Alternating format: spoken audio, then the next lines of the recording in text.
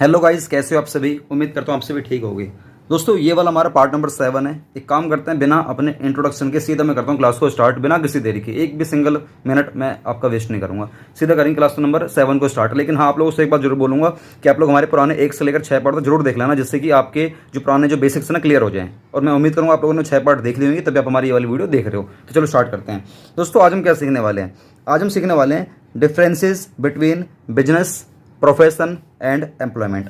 Business, profession and employment हम लोगों ने बहुत बारीकी से देखा, बिजनेस क्या होता है, प्रोफेशन क्या होता है, एम्प्लॉयमेंट क्या होता है। दोस्तों आज मैं आपको स्ट्रेट सीधा सिखाऊंगा कि इन तीनों में डिफरेंस क्या है, बेसिक डिफरेंस क्या है, ठीक है ना। और बाद में इसका हम लोग चार्ट बनाए नहीं बनाए देखेंगे बाद में, लेकिन मुझे लगता है कि ये चीज़ यहीं की यहीं कवर हो जाएगी। तो आप इसको यहाँ पर देख सकते हो, यहाँ पे लिखा हुआ है basis of difference business, profession and employment. इन तीनों में डिफरेंस क्या है? सबसे पहले आप लोग ये देखो, अंतर का आधार, इसे बोलते हैं बेसिस ऑफ डिफरेंस। सबसे पहले देखते हैं पहला पॉइंट। इसके अंदर 9 पॉइंट लिखे हुए हैं, 9 पॉइंट है, 1 2 3 4 ऐसे करते हैं 9 पॉइंट है, ठीक है ना। हम लोग सारे पॉइंट करने वाले हैं। कमेंसमेंट, कमेंसमेंट की बात करते हैं। बिजनेस, बिजनेस की कमेंसमेंट कब होती है? ये स्टार्ट होता है after completing some legal formalities if needed. अगर जरूरत पड़ती है तो हम लोग कुछ लीगल फॉर्मेलिटी वगैरह पूरी करनी पड़ती है, उसके बाद ही आप लोग अपने बिजनेस को ओपन कर सकते हो। हालांकि आप कहोगे सर हमारी गली के बाहर एक दुकान वाला है, उसने तो सर कोई लीगल फॉर्मेलिटी नहीं करी थी, उसने तो सीधा पैसा लगाया, दुकान खोलनी स्टार्ट कर दी। भैया मैं बात कर रहा हूँ बिजनेस की। सर वो बिजनेस नहीं है क्या जो दुकान खोल रखी है गली मोहल्ले के बाहर? भाई वो भी बिजनेस है, लेकिन मैं बात कर रहा हूँ थोड़े बड़े बिजनेस की, जैसे कि अमेजॉन, ठीक है ना, फ्लिपकार्ट, इनकी बात कर रहा हूँ। तो दोस्तों ये ऐसे छोटे मोटे बिजनेस नहीं है दोस्तों, ठीक है ना। इन्होंने बहुत बड़ी बड़ी कंपनियां बना रखी हैं, ये लोग अपना बिजनेस कर रहे हैं, तो उनको बहुत सारी लीगल फॉर्मेलिटी करनी पड़ती है। इनको डॉक्यूमेंटेशन करना पड़ता है, इनको अपनी कंपनी को रजिस्टर करवाना पड़ता है, इनको अकाउंटेंट रखना पड़ता है, उनके बीच में कॉन्ट्रैक्ट करना पड़ता है, बीच में एग्रीमेंट होता है, अपॉइंटमेंट करनी पड़ती है, बहुत सारे काम करने पड़ते हैं, मीटिंग्स रखनी पड़ती है, बहुत कुछ करना पड़ता है दोस्तों बिजनेस में। आफ्टर कंप्लीटिंग लीगल फॉर्मेलिटीज, कुछ लीगल फॉर्मेलिटीज वगैरह होती हैं, वो पूरी करनी ही पड़ती है, तभी आप अपने बिजनेस को ओपन कर पाओगे। लेकिन यहाँ लिखा है इफ नीडेड, अगर जरूरत पड़ती है तो, ठीक है ना। अब आप कहोगे सर एक गोलगप्पे वाला, गोलगप्पे वाले को दुकान करना है, तो गोलगप्पे वाले को गोलगप्पे बेचने हैं, तो गोलगप्पे वाला है जो वो भी अपना बिजनेस कर रहा है, ठीक है सर वो भी अपना बिजनेस कर रहा है, तो सर क्या उसको कुछ लीगल फॉर्मेलिटी करनी पड़ेगी? भाई उसको क्या करनी पड़ेगी बताओ? उसको कुछ नहीं करनी है लीगल फॉर्मेलिटी, वो अपना बस सीधा ठेला उठा और सीधा बिजनेस स्टार्ट कर दे। एक होता है प्रोफेशन। प्रोफेशन स्टार्ट होता है after getting certified from the institutions. दोस्तों वो इंस्टीट्यूशन क्या है जहाँ से हमें ट्रेनिंग मिलती है? नीचे बताना कमेंट बॉक्स में। मैंने आपको लास्ट क्लास में सिखाया था, लास्ट क्लास में सिखाया था कि ऐसी कौन कौन सी इंस्टीट्यूशंस हैं जहाँ से हम लोगों को सर्टिफिकेशन मिलता है, जहाँ से हम लोगों को ट्रेनिंग मिलती है, जहाँ से हम लोगों को एक्सपीरियंस मिलता है। वो क्या, उसका नाम क्या है, ठीक है ना। मैं उसको, उसकी जो निमोनिक होती है, 3 वर्ड की आपको इसका मैंने हिंट दे दिया है, ठीक है ना। तो वो क्या एसोसिएशन है, आप लोग नीचे बताना कमेंट बॉक्स में, उसका नाम क्या है, फुल फॉर्म लिख के दिखाना, ठीक है ना। मैं देखूंगा कि आप लोगों ने हमारी पुरानी वीडियो देखी है या नहीं देखी है। तो दोस्तों हमें वहां से ना सर्टिफाइड होना पड़ता है, तभी जाके आप लोग अपने प्रोफेशन को ओपन कर सकते हो। बात करते हैं एम्प्लॉयमेंट। एम्प्लॉयमेंट के लिए भैया ना तो कोई लीगल फॉर्मेलिटी होती है, ना ही कोई सर्टिफिकेशन लेना पड़ता है। हाँ बस ये है कि आपको ना एक अपॉइंटमेंट लेटर लेना पड़ता है अपने एम्प्लॉयर से कि जी हाँ हमारे को अपॉइंटमेंट एक लेटर मिल गया है, चाहे प्राइवेट जॉब करो चाहे गवर्नमेंट जॉब करो, आपको एक अपॉइंटमेंट लेटर मिलता है, उसके बाद ही आपकी ज्वाइनिंग होती है। अब सर ये अपॉइंटमेंट लेटर मिलता कैसे? ये मिलता है आफ्टर क्रैकिंग इंटरव्यू। जैसे आप लोग अपने इंटरव्यू को क्रैक कर दोगे, उसके बाद आपको अपॉइंटमेंट लेटर मिल जाएगा, या तो ऑन द स्पॉट मिल जाएगा या बाय कोरियर आपके घर आ जाता है। उसके बाद उसमें लिखा रहता है अपॉइंटमेंट लेटर में कि आपकी ज्वाइनिंग की डेट ये है, आपकी सैलरी ये है, आपको लीव इतनी मिलेगी वगैरह वगैरह, आपका काम ये होगा, ऐसे सब कुछ लिखा रहता है।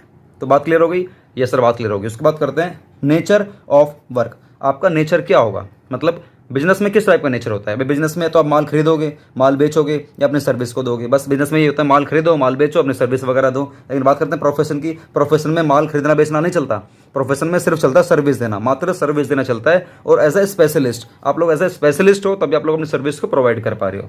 बात करते हैं एम्प्लॉयमेंट में। क्या एम्प्लॉयमेंट में आप लोग माल खरीदते बेचते हो, या किसी चीज़ में आपको स्पेशल होना जरूरी है, स्पेशलिस्ट होना जरूरी है? नहीं, ऐसा कुछ नहीं है। यहाँ पर क्या होता है, आपको वर्क दिया जाता है, वर्क आपको अलॉट करा जाता है। अलॉट मतलब दिया जाता है, कौन देता है? Employer, by the employer according to the contract. Contract के हिसाब से आपको वर्क दे दिया जाता है और आपको उस काम को उस गिवन प्रेस्क्राइब टाइम में उसके अंदर आपको उस काम को करना होता है, ठीक है गाइज।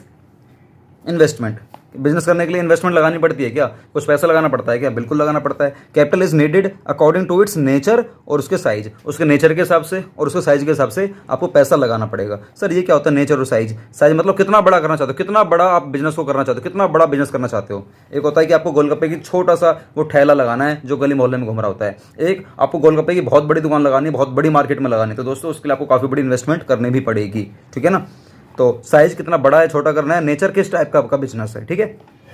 उसी तरीके से अगर बात करता हूँ प्रोफेशन की तो प्रोफेशन के लिए बोला गया दोस्तों, generally a little capital is required. बस थोड़ा बहुत पैसा तो वहाँ पे लगता है। जैसे कि आप एक प्रोफेशन में हो, मान लीजिए आप एक डॉक्टर हो, या मान लीजिए मैं एक सीए हूँ, चार्टर्ड अकाउंटेंट हूँ। तो गैस सीए का मुझे ऑफिस खोलना है, तो मेरे पास क्या होना चाहिए, 2-3 लैपटॉप होने चाहिए, एक प्रिंटर होना चाहिए, ठीक है ना, बस। और क्या चाहिए, टेबल मेज वगैरह चेयर वगैरह चाहिए, बस इतनी ही इन्वेस्टमेंट होती है। लेकिन बिजनेस में बहुत ज़्यादा पैसा चाहिए होता है, बहुत ज़्यादा। बात करते हैं एम्प्लॉयमेंट में no need of capital. Employment में क्या मतलब भाई, एम्प्लॉयमेंट में क्यों पैसा लगाओ, मेरा क्या मतलब, मेरा कोई मतलब नहीं, ठीक है ना। रिस्क दोस्तों बिजनेस में बहुत ज़्यादा होता है, प्रोफेशन में बहुत कम होता है, एम्प्लॉयमेंट में ना के बराबर, मतलब ना के बराबर क्या होता ही नहीं, जीरो होता है। बिजनेस में ज़्यादा क्यों होता है, क्योंकि आप लोगों ने पैसा लगा रखा होता है, माल बिकेगा नहीं बिकेगा कुछ नहीं पता, आपका माल बेकार भी हो सकता है, रखे रखे गल भी सकता है, खराब भी हो सकता है। तो दोस्तों आपको रिस्क बहुत ज़्यादा रहता है इसमें। प्रोफेशन में क्या रिस्क बताओ, प्रोफेशन में ये रहता है, डिग्री ऑफ जो रिस्क है ना, बहुत बहुत लो लिखा हुआ है, लो, बहुत ज़्यादा लो रहता है। मेरा रिस्क होगा ही क्या प्रोफेशन में भाई, मेरा रिस्क बस ये होगा कि मैं आप लोगों के लिए काम कर रहा हूँ, काम करते करते मान लीजिए आपने मुझे पैसा नहीं दिया, मान लीजिए आपने पैसा नहीं दिया, आपने काम करवा लिया, क्योंकि काम करवाने के बाद ही पैसा मिलता है, ठीक है ना। तो अगर आपने पैसा नहीं दिया तो गैस आपका रिस्क है। एक जो डॉक्टर होता है, डॉक्टर भी आजकल होशियार हो गए हैं। पहले क्या हुआ करता था कि हम डॉक्टर के पास गए, बैठ गए, इलाज करवा लिया, हाँ भी उसने नस चेक कर ली, दवाई लिख दी, ये कर दी, बाद में कहता है लाओ मेरी फीस दो 500 रुपये। हम कहते हैं अरे सर, अरे यार सर 500 रुपये घर पे रह गए। तो देखो उसका रिस्क है ना, 500 मिले या नहीं मिले। इसलिए आजकल डॉक्टर लोगों ने क्या कर दिया है, पहले जाओ अपॉइंटमेंट लेकर आओ, पहले जाओ बाहर से जो मैडम बैठी है उनको 500 रुपये देकर आओ, अपॉइंटमेंट लेकर आओ, तभी जाके बात बनेगी। तो आजकल डॉक्टरों को भी समझ में आ गया है कि ऐसे केस बहुत ज़्यादा आ रहे थे, तो उसके लिए उन्होंने क्या करा, बाहर एक मैडम रख दिया, बाहर एक लड़का रख दिया, और उससे मतलब उसको बोल दिया कि ठीक है जी, आपको सर से आपको अपॉइंटमेंट लेनी पड़ेगी, 500 रुपये जमा करा दीजिए, ठीक है, उसके बाद जाना आप। तो डॉक्टर से कोई मतलब नहीं पैसे वैसे का, पैसा पहले आ चुका होता है। तो इस तरीके से बस डॉक्टर को क्या करना है, थोड़ा बहुत खर्चा करना पड़ेगा, एक मैडम रखनी पड़ेगी सुंदर सी। लड़कों को तो रखते ही नहीं है वो लोग, क्यों, लड़के रखेंगे तो पता नहीं क्या हो जाएगा, वो जो क्लाइंट उनके भाग जाएंगे, उनके जो पेशेंट है ना भाग जाएंगे। अगर लड़के को रखोगे पेशेंट भाग जाएंगे। आप देखना जब भी जाओगे डॉक्टर लाइन में या कहीं भी जाओगे रिसेप्शनिस्ट के लिए, हमेशा लड़कियों को रखा जाता है। भाई क्यों रखा, लड़कियों को क्या, उनकी आवाज़ में क्या कुछ होता है क्या, फिर गलत बात है ये। तो there is no risk in it, there is no risk in employment में क्या रिस्क होगा, इसमें तो कुछ रिस्क होता ही नहीं है। क्वालिफिकेशन की बात करते हैं। क्वालिफिकेशन बिजनेस करने के लिए कोई क्वालिफिकेशन की जरूरत नहीं होती है, कोई फॉर्मल क्वालिफिकेशन की जरूरत नहीं। फॉर्मल मतलब बहुत ज़्यादा पढ़े लिखे होने की जरूरत नहीं है। There is no need of any formal qualification. Formal मतलब होता है बहुत ज़्यादा पढ़े लिखे होना, भाई उसकी कोई ज़रूरत नहीं है। एक 10वीं पास बच्चा भी काफ़ी बहुत बड़े बड़े बिजनेस को चला सकता है, ठीक है ना। उसके बाद टू अर्न, ये प्रोफेशन की बात कर रहा है, qualification, formal qualification is absolutely necessary. Absolutely मतलब होता है बहुत ज़्यादा जरूरी है, बहुत ज़्यादा जरूरी है फॉर्मल क्वालिफिकेशन की। जैसे कि अगर आपको सीए बनना है तो सीए बनने के लिए आपके पास सीए की डिग्री होनी जरूरी है। अगर आपको डॉक्टर बनना है तो आपके पास एमबीबीएस की डिग्री होनी जरूरी है। अगर आपको लॉयर बनना है तो आपके पास काउंसिल ऑफ बार की आपके पास डिग्री होनी जरूरी है। इस तरीके से, ठीक है ना। बात करते हैं एम्प्लॉयमेंट करने के लिए भाई आपके पास चाहे नॉलेज हो, डिग्री हो, चाहे नहीं हो, कोई दिक्कत वाली बात नहीं है। मतलब formal education is not necessary in case of every employment. किसी भी एम्प्लॉयमेंट की बात कर लो, फॉर्मल एजुकेशन की जरूरत बिल्कुल नहीं होती अगर आप लोग एम्प्लॉयमेंट में हो तो, ठीक है ना। उसके बाद बात करते हैं ऑब्जेक्टिव की, बात कर लेते हैं ऑब्जेक्टिव। बात करते हैं हम लोग ऑब्जेक्टिव की। ऑब्जेक्टिव, बिजनेस करने का ऑब्जेक्टिव क्या होता है, पैसे कमाना, टू अर्न प्रॉफिट। लेकिन प्रोफेशन करने का ऑब्जेक्टिव क्या होता है, टू अर्न प्रॉफिट कमाना। इसका भी उद्देश्य होता है थ्रू सर्विस देने से हम प्रॉफिट कमाएंगे। मतलब दोनों का उद्देश्य क्या है, प्रॉफिट कमाना है। लेकिन बात करते हैं एम्प्लॉयमेंट की। एम्प्लॉयमेंट में लिखा है टू अर्न इनकम, यहाँ पे पैसा कमाना ऑब्जेक्टिव है, यहाँ पर पैसा कमाना ऑब्जेक्टिव है थ्रू सैलरी और वेज। बस सैलरी और वेज से आप लोग पैसा कमा सकते हो। हालांकि कमीशन से ही पैसा कमा सकते हो, कमीशन से, सैलरी, वेज, कमीशन, रेमुनरेशन, आप ये लिख लेना, salary, wage, wages, commission, remuneration, यहाँ से आप लोग पैसा कमाते हो। यहाँ से हम लोग सर्विस देते हैं, पैसा कमाते हैं अपने क्लाइंट से। यहाँ से हम लोग माल बेचते हैं, सर्विस देते हैं, पैसा माल देना, सर्विस देना, गुड्स देना, कुछ भी तो वहाँ से पैसा आएगा। तो दोस्तों हम लोग यहाँ से पैसा कमा लेते हैं। प्रॉफिट मार्जिन थोड़ा सा हम लोग कम रखेंगे, तभी हम लोग अपने प्रॉफिट को ज़्यादा मैक्सिमाइज लेवल पे लेके जा सकते हैं। कई लोग सोचते हैं कि नया बिजनेस खोला है, चलो यार एक ही बार में 10 की चीज़ को 500 की बेचेंगे। तो भैया एक दो बार ही आप बेच सकते हो, जो पागल इंसान होंगे वो खरीद के ले जाएंगे। आप ये मत सोचना कि आपका बिजनेस चलने लग गया ना, आपका बिजनेस बिल्कुल भी चल नहीं रहा है, बिल्कुल भी नहीं चल रहा है। वो एक दो चार ऐसे ही आगे होंगे जिनको शायद पता नहीं होगा कि मार्केट में रेट क्या चल रहा है।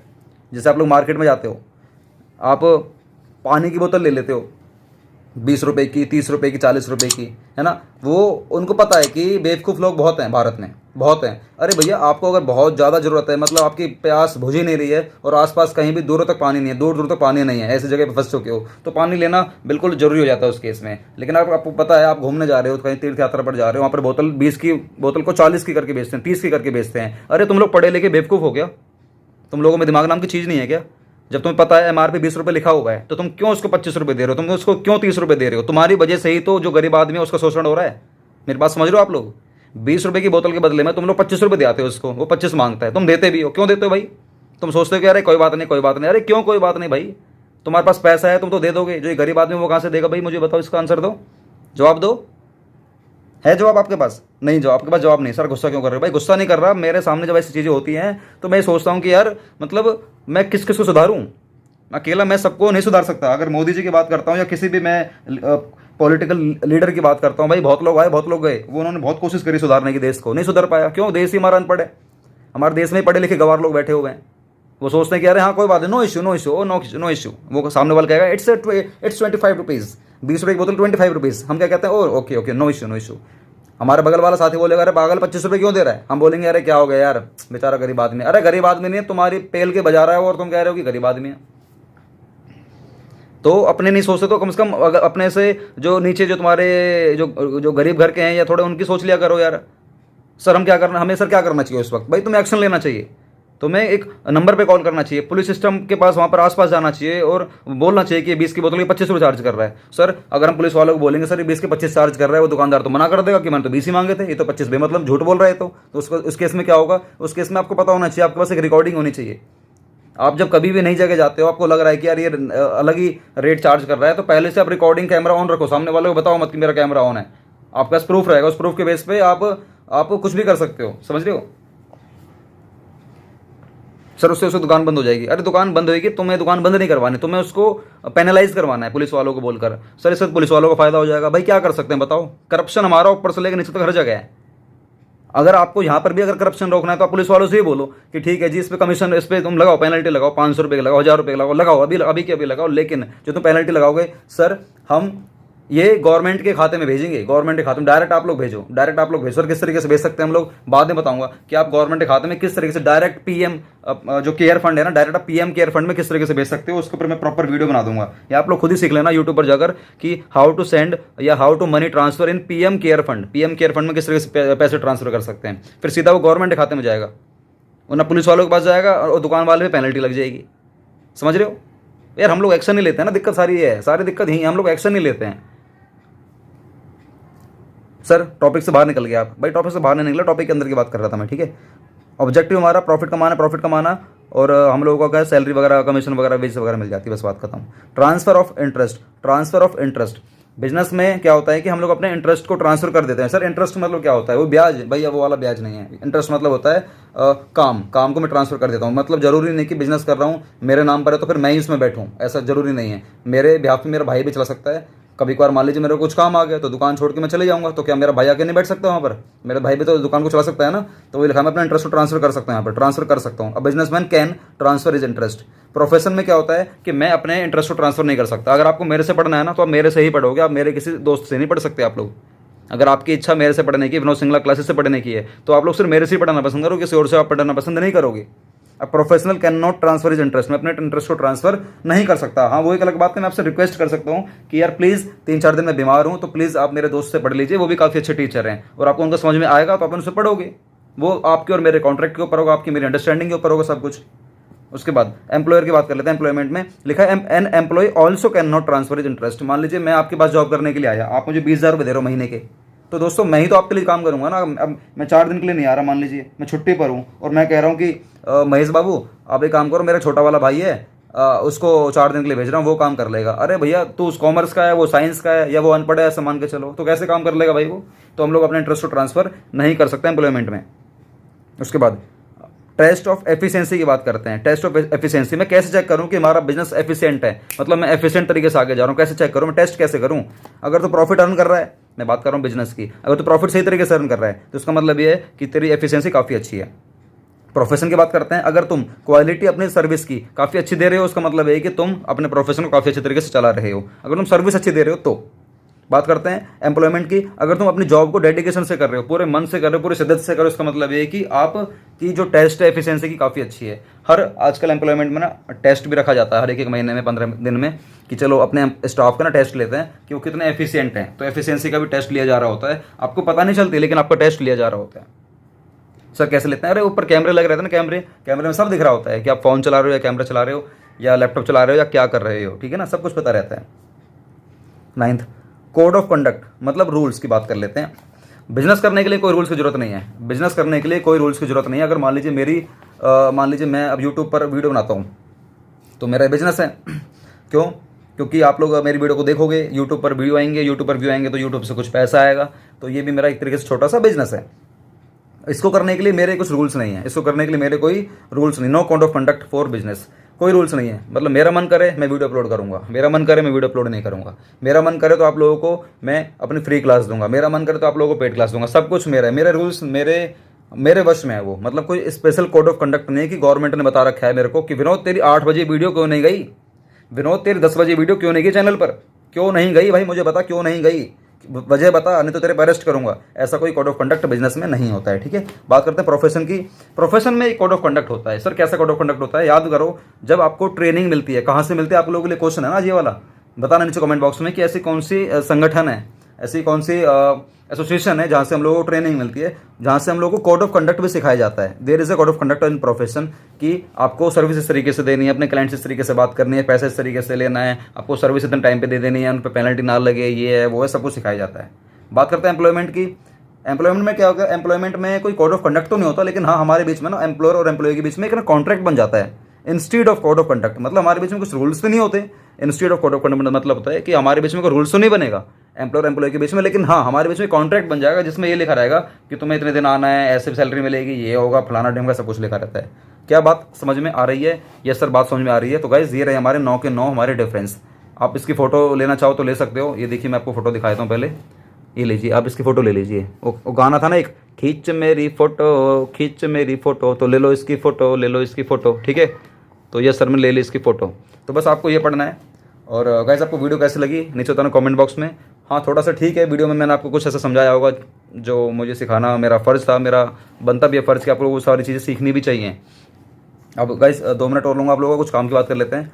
अगर आप लोग हमारे व्हाट्सएप ग्रुप में नहीं जुड़े हो तो फटाफट से हमारे को व्हाट्सएप पर हाई करके भेजो मेरे नंबर पर 8447704343। इस नंबर पर फटाफट से मुझे व्हाट्सएप पर हाई करके भेजो और आप लोग हमारे ग्रुप में जुड़ जाओ। उसके कुछ बेनिफिट्स हैं, आपको जरूर मिलेंगे, कुछ तो मिलेंगे, ठीक है ना। लेकिन एक हमारा पेड वाला ग्रुप भी है जहाँ पर आप कुछ पैसा देकर आप हमारे व्हाट्सएप ग्रुप में ऐड हो सकते हो और बहुत सारी फैसिलिटीज़ है जिनका आप फायदा उठा सकते हो। बहुत सारी फैसिलिटी हैं, अगर आपको जानना है कि वो फैसिलिटीज़ क्या है तो आप मुझे व्हाट्सएप पर हाई मत करना, डायरेक्ट मुझे आप मेरे नंबर पर सीधा कॉल करो और पूछो हमारी टीम से कि हम सर के व्हाट्सएप ग्रुप में पेड वाले में ऐड होना चाहते हैं तो हम किस तरीके से ऐड हो सकते हैं, क्या फैसिलिटीज़ मिलने वाली है, क्या फीस है, क्या है क्या नहीं है। दोस्तों मैं ये कहना चाहता हूँ, पेड वाले में आओगे ना तो बहुत ही छोटा सा अमाउंट देना पड़ेगा। सर ये पैसा क्यों ले रहे हो आप? भाई हम लोग मेहनत कर रहे हैं तो कुछ तो हमारा बनता है ना, कुछ तो बनता है यार। इतनी कम फीस ले रहे हैं कि एक सेकंड क्लास के बच्चे की जो फीस होती है ना, सेकंड क्लास के बच्चे की फीस जो होती है, सेकंड क्लास के बच्चे की फीस, वो भी ट्यूशन की बात कर रहा हूँ। स्कूलों में तो बहुत बुरा हाल मचा रखा है, 3 महीने के लेते हैं 40 हज़ार रुपये, 30 हज़ार रुपये लेते हैं, 30 हज़ार रुपये ले रहे हैं, बताओ 3 महीने के। और टीचर रख रहे हैं वो 15,000 रुपये वाले, 20,000 रुपये वाले, 25,000 वाले, 30,000 वाले टीचर रख रहे हैं वो, और बच्चों से ले रहे हैं 30 हज़ार रुपये ले रहे हैं 3 महीने के, 10,000 रुपये महीने फीस चार्ज कर रहे हैं। एक बैच में बच्चे होते हैं स्कूल में 50। अरे भैया तुम 5-5 लाख रुपये महीने कमा रहे हो, टीचर को दे रहे हो सैलरी 10,000, 20,000, 25,000, तो भैया और बच्चों का रिजल्ट कैसा आता है स्कूल वाले बच्चों का? अभी मेरे पास एक लड़का आता पढ़ने, उसका नाम क्या था, क्या नाम था, आदित्य है, उसका नाम है आदित्य है। उसका स्कूल का नाम तो मैं डिस्क्लोज नहीं करूँगा। एक लड़का आता आदित्य है, वो बहुत बड़े स्कूल से पढ़ता है, उसकी फीस 3 महीने की जा रही 30,000 रुपये। तो मेरे से ट्यूशन पढ़ने आया कि सर मैं ट्यूशन इसलिए ज्वाइन करा मैंने कि बहुत परफॉर्मेंस मेरी डाउन है। मैंने कहा कितने नंबर आए बताओ? कह रहा सर मेरे 30 में से ना 2 नंबर आए हैं। मैंने कहा अच्छा, मैंने तुम तो फिर पूरी क्लास में सबसे डाउन हो गए। कह रहे नहीं सर हमारी पूरी क्लास में 3 ही बच्चे पास हुए हैं। अरे मैंने कि फिर बाकी बच्चों का क्या हुआ? सारे बच्चे फेल हैं। तो भाई तुम 30,000 रुपये किस बात से चार्ज कर रहे हो? 10,000 रुपये महीने किस बात से चार्ज कर रहे हो? मेरा क्वेश्चन इन बड़े बड़े स्कूलों से है, क्योंकि तुम टीचर बढ़िया क्वालिटी के नहीं रखते हो। तुम सोचते हो हाँ कोई 10-20 हज़ार वाला टीचर मिल जाए पढ़ा दे और अपना ठीक है। अरे सबने बिजनेस बनाया हुआ है, इट्स अ बिजनेस। स्कूल क्या है बताओ? स्कूल किस में आएगा बताओ? स्कूल बिजनेस में आएगा, प्रोफेशन में आएगा, एम्प्लॉयमेंट में आएगा? आप लोगों के लिए क्वेश्चन है दोस्तों, बताना नीचे कमेंट बॉक्स में। स्कूल किस कैटेगरी में आएगा? बिजनेस में आएगा, प्रोफेशन में आएगा, एम्प्लॉयमेंट में आएगा? बताना नीचे कमेंट बॉक्स में, ठीक है। तो अगर आप चाहते हो हमारे पेड वाले ग्रुप में जुड़ना दोस्तों, हमारे पेड वाले ग्रुप में आ सकते हो। और मैं तो ओपनली कह रहा हूँ भाई मेरा बिजनेस है, मैं तो खुद कह रहा हूँ मेरा बिजनेस है। लेकिन दोस्तों मैं चैरिटी बहुत ज़्यादा करता हूँ। आप लोग जो पैसा कमाऊंगा ना दोस्तों, ये सभी कुछ आप लोगों के ऊपर ही लगा दूंगा। सर कैसे लगा दोगे? आप हमारी पुरानी वीडियो में देखना, सब कुछ मैंने बोला हुआ है। तो एक काम करते हैं हम लोग इस वाली वीडियो को एंड करते हैं और मिलते हैं हम लोग अगले वाले पार्ट के साथ। गाइस वीडियो को लाइक करना, शेयर करना, सब्सक्राइब करना। अगर मेरी किसी भी बात का किसी को भी बुरा लगा हो तो गाइस मैंने सच बात बोली और सच बात हमेशा कड़वी ही होती है। वंदे मातरम, जय हिंद। मेरी बात को थोड़ा सा ना ऐतराज मत करना, लेकिन उसको समझने की कोशिश करना कि मैंने लाइनें क्या बोली थी। बाय।